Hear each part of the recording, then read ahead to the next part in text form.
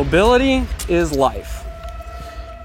From the front lines of modern warfare to the back streets of peaceful neighborhoods, e-bikes have become a new thing. High speed, high performance, and renewable energy is the way. But how does it specifically fit for the needs of an everyday civilian? Dude, these things are friggin' sick. I don't know how to ride dirt bikes, but I know how to ride one of these. Can't get the cap on. Okay, so get this. 2 modes, Eco, which stands for and S, which stands for sport, or rather super freaking fast. And there's no clutch. There's no other like crazy stuff you have to do. It's like rear brake, front brake, rear brake, front brake. Headlights off, headlights on. There's a turbo mode, which I'm a little too scared to touch, but I'm gonna touch it one day. And other than that, it's pretty freaking sick. I'm basically a pro. I hop on it, I'm a pro. With that, let's get to how and why these fit for the everyday civilian's needs.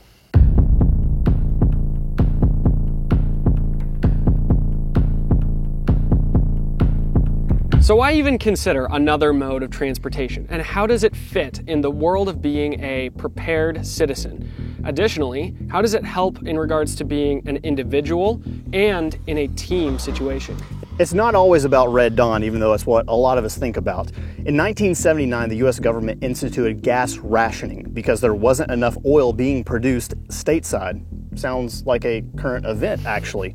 At the time, you could only get gas on days that match your license plate number. So if it was an odd number, you could only get gas on odd days. And the same thing happened in the South in 2012 after Hurricane Sandy. You see, even if there isn't a wild emergency, these e-bikes are still the quietest, fastest, most lightweight personal mobility tool on the market. If you live on a ranch and want to sneak up on coyotes, or if you live in the city and want to dodge traffic, even the human mob kind, without attracting attention, there is no better bet than the e-bike. And you guys are probably dreaming up all the ways that you can use a quiet, fast bike just like this. And we are too, but we can't say all those things on YouTube. Still, one really cool situation where these are being employed on the front lines of a battlefield is over in Ukraine. They're actually using bikes just like these to attach NLAW anti-tank missiles, move in quietly, shoot a tank, and then use those bikes, obviously, to get out.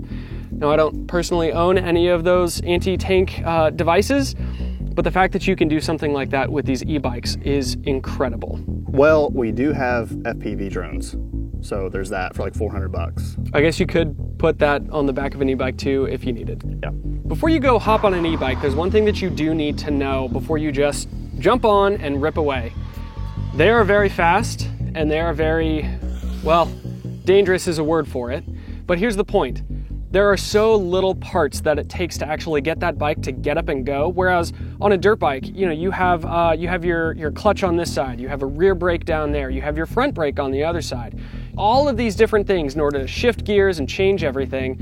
And it feels like you're doing work to get up some speed. Whereas on an e-bike, Drew, how do you feel about it? They're pretty torquey. I feel good and also terrified. Yeah. It's dangerous and good. Sure. Nick, you've been riding dirt bikes longer than either of us. How do you feel about these e-bikes? They're definitely dangerous if you're not ready for it. They get up and go very quick. Yeah, you kind of need to respect the power and get a feel for how those bikes are, especially because of how they're built and all of the numbers that go into what makes this bike what it is. So, all that being said, we should probably touch on how these bikes are actually shipped from the factory and what makes them so special. This is the E-Ride Pro SS that we bought from our friends over at Fast Frontier. We got 2 of them and they're pretty dope, but there's 4 things that we really had to consider when looking at these, and that is weight, speed, range, and fuel or charge time. First, how much does this bike weigh? This one comes in at 139 pounds. Now, you can also pull the battery, which weighs 30 pounds without any tools. And so if you do need to lift this in the back of a truck, into the bed of your car, or just pull it over a fence or whatever it is that you're working with, you can detach 30 pounds and get that down to about a 100-pound bike. Let's talk about speed. These bikes are fast. On eco mode, they cap out at 28 miles per hour, which is kind of slow, but it also has a slower acceleration, so way more controllable. The S mode, sport, that takes you up to 60 miles an hour, and this thing gets wild. So eRide Pro says that they have two different ways to measure the range capabilities on this. If you are riding in eco mode, you have fairly easy terrain and you're not gunning it all the time, you're gonna be able to get 90 miles out of this off of a full charge.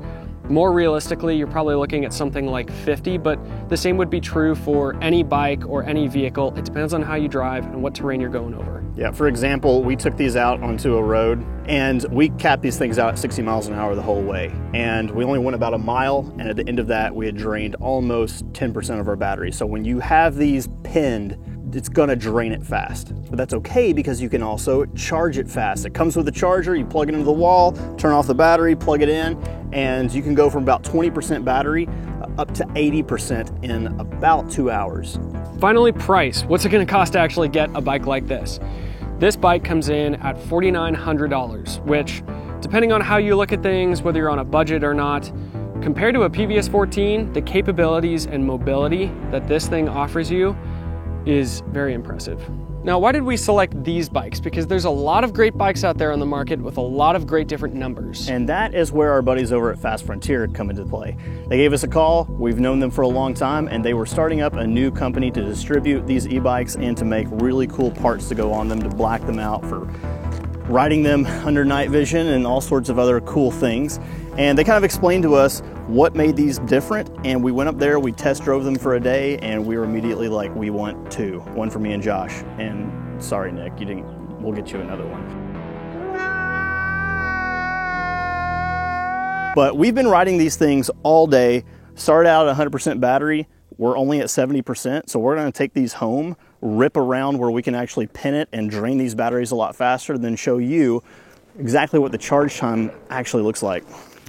All right, dude, you ready to go? Let's get out of here. Okay, I'm gonna try to not die. Okay. Okay.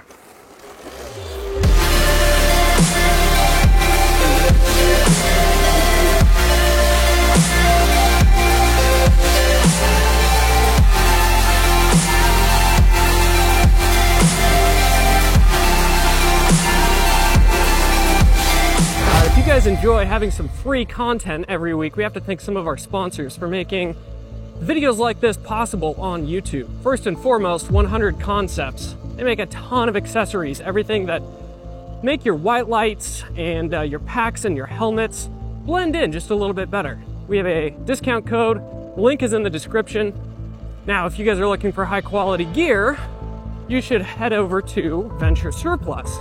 Venture Surplus has a ton of equipment that's been tested and proven over the years. Again, link is in the description. And also, if you guys are wanting to spend a little bit more money to feel like Superman and see in the dark, you're gonna need some night vision. Head over to Steel Industries. Link is in the description. We do have a discount code. Also, they let you hand select your own specs on a night vision tube or tubes, and they will ship them to you at no extra charge. And finally, the Sonoran Desert Institute for education on gunsmithing needs. All right, now let's get back to ripping. For the past 2 weeks, as Drew and I have been riding and charging these bikes, we've been charging them pretty much every night just to top them off. And the battery has still only been getting down to about 40% with hard riding. Today, we hopped on the road and made sure that we got both bikes down to 20%. Now, the manufacturer, eRide, claims that these will go from 20% to 90% in 2 hours. We want to know if that will be the case or if it's going to be a wildly different number by using solar and a Jackery. So the Jackery is already gassed up and it's at about 97%. There's a lot of energy being pulled from that Jackery battery, and then we're using solar to back that up. It might trickle charge a little bit more juice to this battery, but obviously if this is electric, we have some extra benefits aside from using just gas that goes in a dirt bike. So because we're curious, we're gonna run this very simple test, gas up both bikes with 2 different systems. We'll give it 2 hours and then I guess time will tell. So in 1 hour, the Jackery went from 100% to 0% and pumped 30% charge into this battery, taking it up to a total of 50%.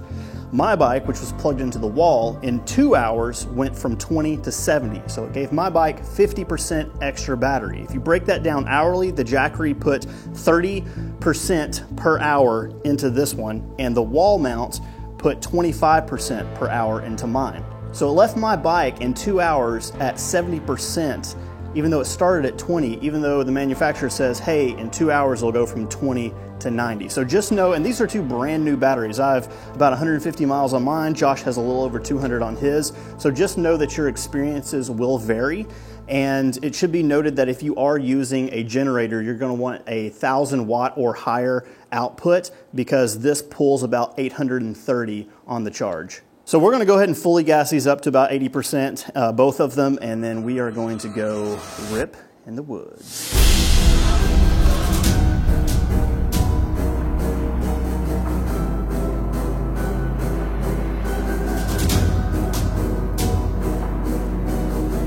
Yesterday we were at an old church pit where all the ground was fairly well compact. It feels a lot like asphalt with some sand on top of it. So slippery in some spots, but it really was just a playground for these bikes. And it was a great opportunity for us to get out of our typical place of riding. Drew and I have both put about 100 miles on these bikes in our own backyard and in the streets where we've been. But this place is different.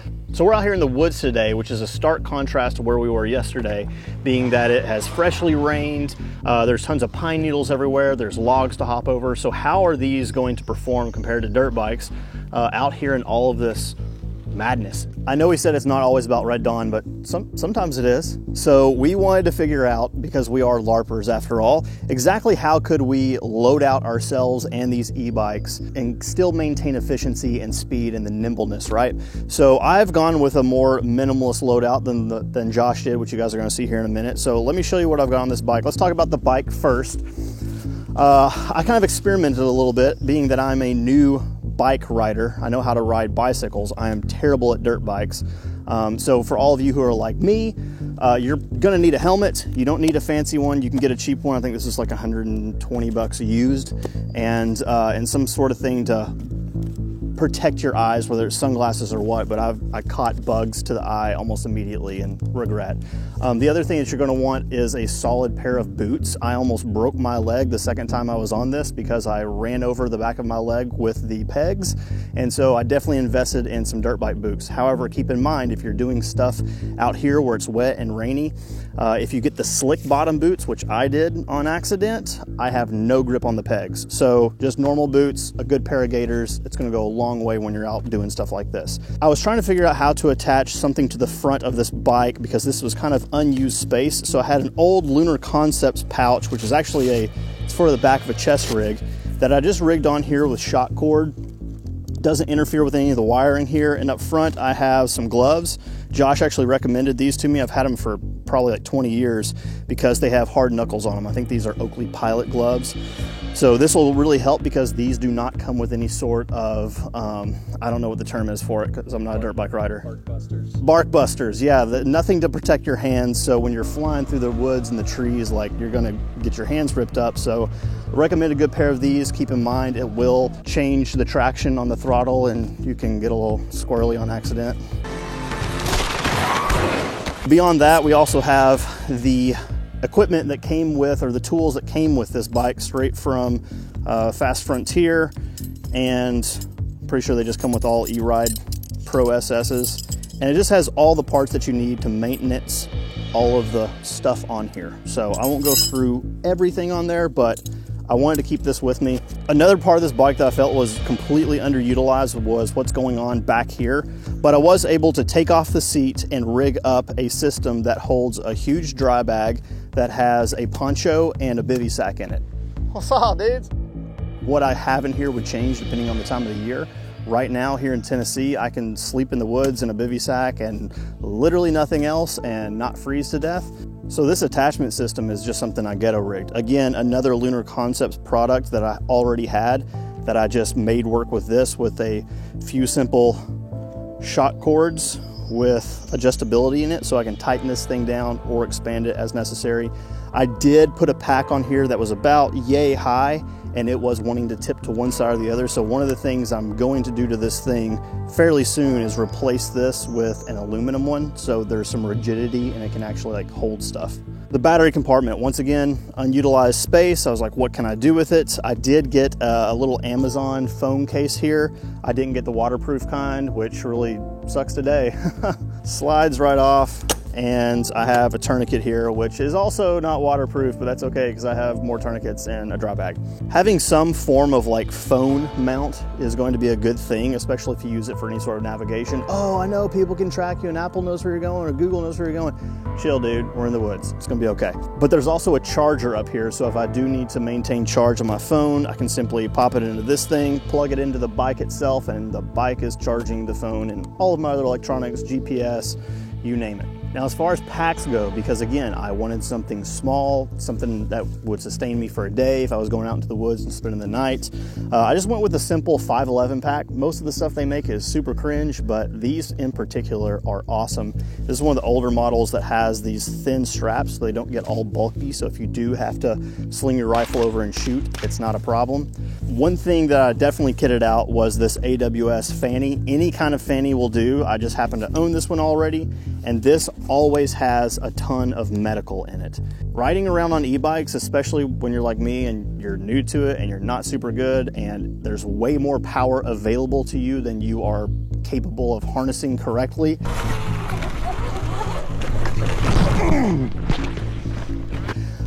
things can happen, things can go wrong. So within this, I have numerous SAM splints of different sizes. I have a tourniquet, I have a bleed kit, and a couple of other goodies like trauma shears and an extra tourniquet. I did rig this up on the pack so it got off of my belt line, but I can quickly unstrap it, throw it around my waist if I need to ditch the bike and go on foot somewhere.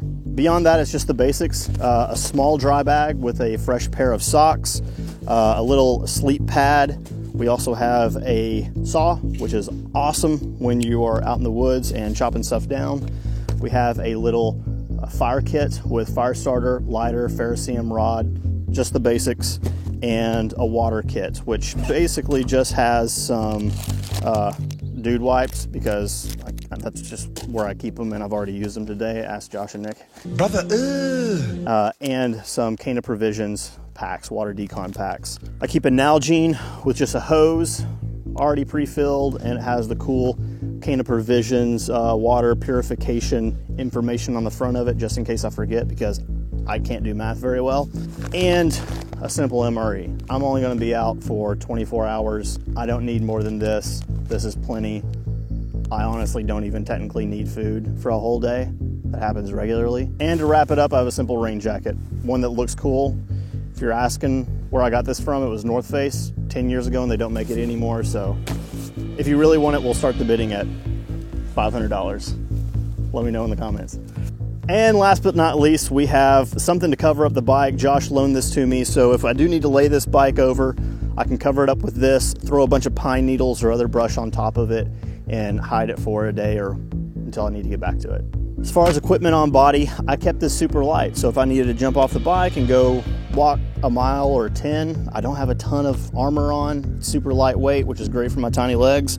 So just have an Onward chest rig, which my bros sent to me way back in the day. Thanks, dudes. And I've got some 300 blackout mags in here. Over here, I have my Hytera radio in this pocket. I did not rig it up to a PTT because I didn't want to, if I had to like take it off or whatever, I didn't want to have to disconnect it. So just a simple radio and an extra tourniquet over here on this side. And in the middle here, I have some Right in the Rain and a pencil and a VS17 panel inside. Oh, and then finally, of course, the rifle. So I just have my 300 blackout here suppressed with the optic clearly on a very large riser so that I can actually shoot with my motorcycle helmet, dirt bike helmet, e-bike helmet, whatever you want to call it, on, because it's very difficult to actually see your optic. So I would have to extend this stock out significantly to get the optic out past the eye slots and then cant it and it would tip up. Also, I have this pistol. This is purely an experiment. I don't think that running an exposed non-retention holster for this kind of stuff is a great idea, but I did want to play with it. So I've got a suppressed G19 with an old school standard co holster and a Mod Light weapon light. But that is enough about me. Josh's rig is much more beefy and capable, and he can go out for longer periods of time on it. So let's go check it out. I think you're gonna like it. All right, so my bike is built out much like Drew's. We tried to keep these fairly stock. I want to do things to this bike just like Drew, changing out this piece of plastic to aluminum, bigger tires, changing out some of the shocks and suspension, but we wanted to actually make this video with the bike as it ships, direct from Fast Frontier. So with that in mind, here's what I did. I have a poncho on the back. I tend to move forward and back on my seat, so I don't like having something back here. I'll typically just take that 550 cord and cinch it down and not have anything back here, but I can add a poncho if need be. Med stays on body if I get launched off of a bike. I don't want it to be stuck to the bike. Oh, bro. I did take some, it's kind of like a combination of shock cord and Velcro, and put a SAM splint back here. This just stays closest to my body. I know a lot of people are saying, hey, your tourniquet is super dirty. Yep, I have a lot on body. I have one on my thigh here, and then another one that's Velcro down to the front of the bike as well. Moving up, I have on two little male-female clasps, just a GP pouch. On the inside, I'm carrying things like a general purpose Right in the Rain notebook with compass and utensils. I have a chem light, I have a Surefire red headlamp, and then a multi-tool down in here too. So this can easily be detached, thrown in a backpack if I need it. And then on the front here, I have a ram mount to take my Garmin. This Garmin can be detached, and I have that dummy corded because I haven't ridden with this thing enough to know, is this thing actually gonna get lost? Now this Garmin does die after just a couple of hours, but as Drew mentioned, the bike has a plug on the front where you can actually take a USB or USB-C. With that in mind, on the front of the bike here, I have another GP pouch, much like Drew, shock corded to the front, with all of the tools that it takes to throw this bike together. That's nice to have on the bike, and then a USB to the Garmin, so I can plug this in. A few more chem lights if I do have to mark something. Not that it's super necessary, but a Faraday bag for a phone as well. So that's how this bike is actually set up. Let's go over and take a look at the gear that's on body. So as Drew mentioned, this is kind of a heavy loadout, and this is more of an experiment for me. This is not what I would want to be running with a dirt bike and wearing all the time, but I've ridden a lot of this stuff with dirt bikes, and so I'm curious how it would perform on a lightweight e-bike. So I'm wearing a full JPC 2.0 with 5 mags, with armor, with a Hytera. You know, I got more pens and compasses in here, GP pouch full of stuff. Josh, did you bring extra dry underwear? I got gloves, an extra tourniquet, a multi-tool, hydration. There's a lot on this thing, and that alone is fairly heavy to be riding on top of a dirt bike. A helmet that we're experimenting with from OpsCore. Now it's worth noting that if you are trying to ride, I know everyone's gonna think, hey, e-bikes, they're fast, they're quiet, and I can ride this in the dark with night vision, right? One thing to keep in mind is that it is not recommended to wear a ballistic helmet while you're riding a dirt bike. You have all of that extra weight on top of your head, and if you do take a fall, could it protect your noggin? Sure, maybe, but you might also damage your neck worse than if you weren't even wearing a helmet at all. Probably would depend on the fall, but bump helmets are the way. This mandible is also from OpsCore, as well as those step-in visors. Down lead from their amps go into the PTT. Hey Josh, you got any dude wipes? Mine are all dried out. A belt from Viking Tactics hosting my Glock 45 with an Alien Gear level 3 holster. I don't want to yeet a pistol while I'm riding. And then 2 extra pistol mags. Arc'teryx rain jacket in case it does start to rain. The medical, you guys already saw, I talked about that, but that stays on body. So these are the items that are actually gonna go into my Mystery Ranch Urban Assault backpack. It's a fairly small backpack, but I'm always impressed with how much it can actually hold. So on the top cap, I keep a line kit and a waterproofed fire starter kit, as well as a rain fly if I do need to pull that over the backpack. It is fairly well waterproofed zippers, but it's nice to have an extra layer. A water bottle and a cup in case I need to get some water hot. I also have a cover that can go over a dirt bike or any of my gear in case I need to hide that for whatever reason. Hey Josh, you look hypothermic. You need me to come over? A 14.5 rifle is not preferable, especially with a suppressor. Riding with rifles takes a lot of practice getting used to. This is a long gun and a somewhat heavy gun to be doing so, but I love that I have a top dot. It helps me be able to shoot through, whether it's a gas mask or a bike helmet.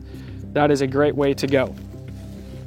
Now, another thing that I have here is a dry bag that is also a Faraday bag. And I don't necessarily need to throw a bunch of stuff in here to keep it dry today, but this does also take the battery that comes out of that e-bike. So if for whatever reason I want to go get another battery, by the way, those cost about $2,000, give or take. And they also say that water is one of the fastest killers of that bike. So if you do want to protect it, throwing it in a dry bag and Faraday bag is going to extend that lifetime depending on what it is that you're up against. All right, moving over, I have a full water kit. I can collect, filter, and purify a gallon of water if I need to, as well as some Canaan Provisions, just decon kits if I just want to do a little Nalgene. Hey Josh, do you think I can kill you in the next intro? Now, keeping with the concept of electrical, I know I can charge stuff off of my bike, but this is what tends to go with me most places. It is a full battery charger that also comes with all the attachments to jump a vehicle if you need to trickle charge that battery and get a car to jump, and then all of my extra cables that whatever I could need to plug into, at least I have some extra power for that. I have one MRE. Unlike Drew, Nick and I eat every day, and so this would probably only last me one day. I have an extra pair of socks, a bivvy, just like Drew was mentioning. I don't need a sleeping bag. I have an extra insulator jacket if I need it. It is so warm out here in Tennessee, it probably drops right around to sleeping temperature. Correct sleeping temperature is 62 degrees, by the way. So just having a bivvy sack, that's all that I really need. And I also have a poncho on the bike as well. And gaiters, if it is wet outside, if you are riding through some thick brush, it's nice to just have one more layer protecting your ankles from stuff going down into your boots. Again, it's a lot of stuff. I think it's too much stuff, but it's good to know what those limitations are, just like what we're trying to figure out. What are the limitations of my 14.5? What are the limitations to my 300 Blackout? You kind of got to go test it and figure it out before you can say, oh, that's a little bit too much. Wait, let's back this off here. And that's how you find the sweet spot.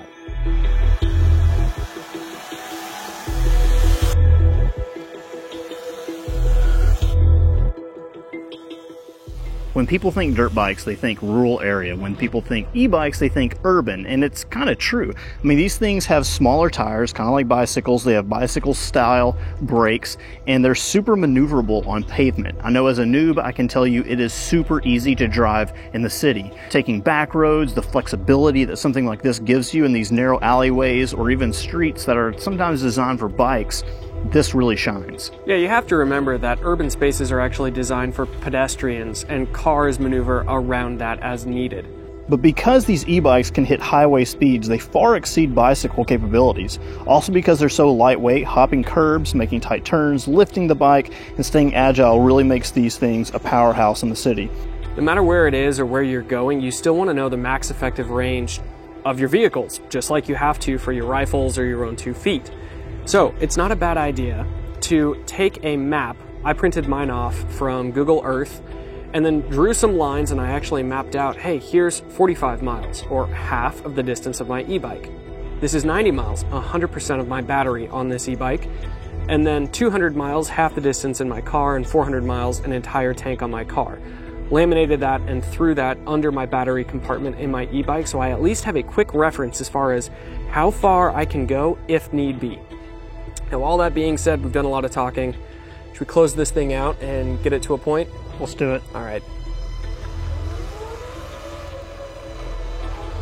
As we wrap this up, we just want to remind you guys that this is just one more option to add to your mobility tools. Being able to be mobile, fast, and lightweight is always a win.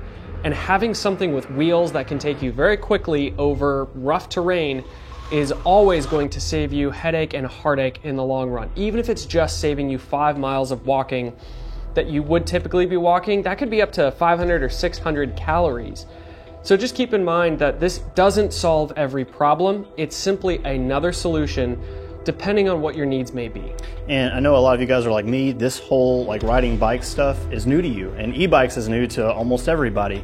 But I'll say this, after only putting even 150 miles across 2 weeks on this thing, I feel pretty confident in my ability to traverse all different kinds of terrain. I'm not gonna be doing stunts and crazy stuff like Nick and Josh, but I can hold my own on this thing, and with time and practice, it's only going to get better. So did you like yours? Do you feel pretty confident on yours? Yeah, it was a little bit of a learning curve going from a dirt bike to a lighter bike with less tools and gadgets on it, but very impressed overall. So you guys should know we are going to be integrating these into just about everything that we do from here on out. We already have 2 to 3 more videos planned specifically on these over this next year, so stay tuned. Check out Fast Frontier, and we'll see you guys next time.